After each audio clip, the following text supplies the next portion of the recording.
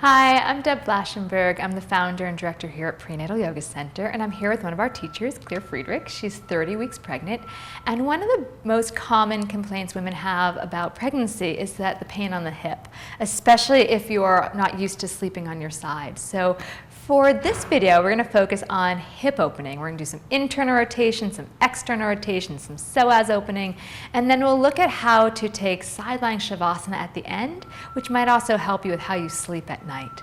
So enjoy our hip opening video. Thanks so much. Namaste. Hi, so we're going to start with a little bit of hip opening. So let's come on to all fours. And even though we're going to be doing some hip opening, let's just release the spine with some cat-cow. I feel like that can never go wrong. And that's also a great way to help open the back. So we're going to inhale, open the chest. And as you exhale, round your back, untuck your toes. And we'll take a few more like that. Inhale, side armpits, reach forward and up. And exhale, drop your head and tail. Let's do one more. Inhale, opening the chest. And exhale as you round. Good. And then come into a neutral spine. Go ahead and grab your blocks. And we're going to start by stepping your left foot forward. Good. And from here, bring your hands onto your front thigh. This is called Anjaneyasana. Now it's really important, especially during pregnancy, to balance the pelvis. So take one hand to the base of the belly, the other hand to your sacrum, and lift the pubic bone as you descend the tail. Think of hooking the tail forward. And then hands can come to your front thigh. And as you exhale, perhaps you can bend deeper into the front knee, but keep lifting the pubis. Now, option to keep your hands on your front thigh, or as you inhale, extend your arms up, lifting your rib cage, breathing to your baby. And then as you exhale, return your hands onto your blocks. Tuck your back toes and lift your back knee. Good. Reach to the back heel, open the chest, and hopefully you're feeling that back hip flexor starting to release a little. And let's work even a little on the front hamstring while we're here. Inhale, straighten the front leg. And as you exhale, bend and open the chest. Inhale, straighten. And exhale, and bend one more time. Inhale, straighten. And exhale, bend. Then from here, bring your hands to your front thigh and soften your back knee a little bit. Good, we'll upright the spine. Again, balance the pelvis, hand to pubis, hand to sacrum, lift the pubis, and then bring your hands to your hips. Now, some mamas may want to stay here. Otherwise, you can start to extend the arms up. You can stay here. If your balance is feeling pretty steady, as you inhale, straighten the front leg, and as you exhale, bend. Inhale, straighten. And exhale, bend. Let's do that one more time. Inhale, straighten. And exhale, bend. Take another breath, just pausing here, lifting the pubis, breathing into the whole right psoas. And then as you exhale, bring your hands to your blocks. Good. Spin your back heel down. We're going to come into a super quick warrior two. Front knee to pinky toe. Open into Virabhadrasana 2. And this is just a transition as we straighten the front leg. Bring your hands to your hips and turn your front toes in. Good. Now we have blocks here, and if you don't have blocks at home, you can use books, you can use whatever you feel is going to give you an extension of your arms. So from here, bend your knees, bring your hands to your thighs, and then hands onto your blocks. Now we're going to keep the knees bent, try to lift the sit bones. Draw the hips back as you walk your blocks forward. You're slightly internally rotating the legs. And then if you can start to straighten out the legs. So with the legs internally rotated, we're getting some of those external rotators stretching the piriformis, some of the IT band. It's just a really delicious stretch of the lower back. Let's take another breath out of the glutes and out of the hips. One more breath. Good, and then we're going to walk the blocks back in. Good, soften the knees, hands to thighs, and bring ourselves back up. Good, wide warrior two, but this time towards the back of the mat. So we're going to take the left toes in, right toes out, bend the front leg, and cartwheel your hands all the way to your blocks. Spin your back heel up, and release your back knee down. Good, back to Anjaneyasana. So hands are going to stay on that front thigh. Lift the pubis, drop the tail. And you can stay here, or hook the thumbs, or sweep the arms up, whatever you want to do. Extending the chest up, one more breath. And as you exhale, bring your hands back to your blocks. Tuck the back toes, lift the knee. Good. As you inhale, straighten the front leg. And as you exhale, bend. Inhale, straighten. And exhale, bend. One more time. Inhale, straighten. And exhale, bend. Then pause here. Keep reaching through the back heel. Open your chest. Good. And then we're going to come back into our high lunge. So bend the front back leg just a little. Bring your hands to your front thigh. Upright the spine. And again, one hand to pubis, one hand to sacrum. Drop the tail. The hands can stay at the hips. Or you can reach your arms all the way up. Again, if your balance feels secure, you're going to inhale, straighten the front leg. And exhale, bend. Inhale, straighten. And exhale, bend. Inhale, straighten. And exhale, bend. Hands back to your blocks. Spin the back heel down. Good. And make sure your front heel's not at the back arch. We're going to come into just a transitional warrior two. Opening the chest. Good. Back leg is strong. As you inhale, straighten the front leg. Bring your hands to your hips and turn your back toes in. Good. So again, we're going to have the feet slightly internally rotated from the hip sockets, rolling, the femurs rolling in. Bend your knees, hands to thighs, lift the sit bones, grab your blocks, and walk your blocks forward again. And if you can, you'll start to straighten the legs. Again, we're thinking about taking your sit bones and widening them. Good. Relaxing body, breath. Breathing to baby. Now, since we're here in this really yummy forward bend, this internal rotation of the legs, let's add a little side stretch because it feels great for those having lower back issues. So bend your right knee and really sit into that right hip, and then take the blocks and walk them over towards the left, keeping that right knee bent, opening through the whole right lower back. So what a big juicy stretch, feeling the whole side waist open. Good. And then bring yourself back to center, straightening the right leg. Now bend your left leg, sit into your left hip, and walk your blocks over towards the right, breathing through that whole left waist, specifically the lower back, the QL, the quadratus lumborum muscles. One more breath. Good. And then coming back to center. Good. Walk your hands underneath your shoulders.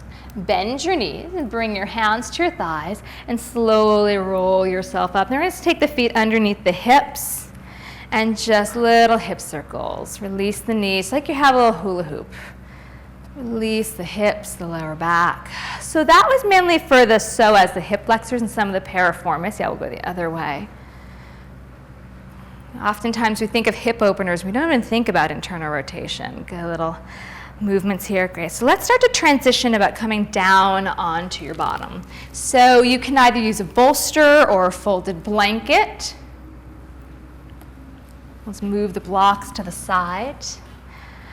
And now this next one's actually one of my favorite. So we're going to do a little bit of external hip opening.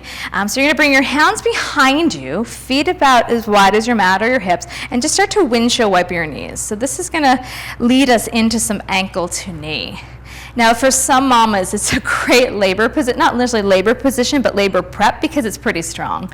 So let's start by extending the left leg out and then taking the right ankle past the knee.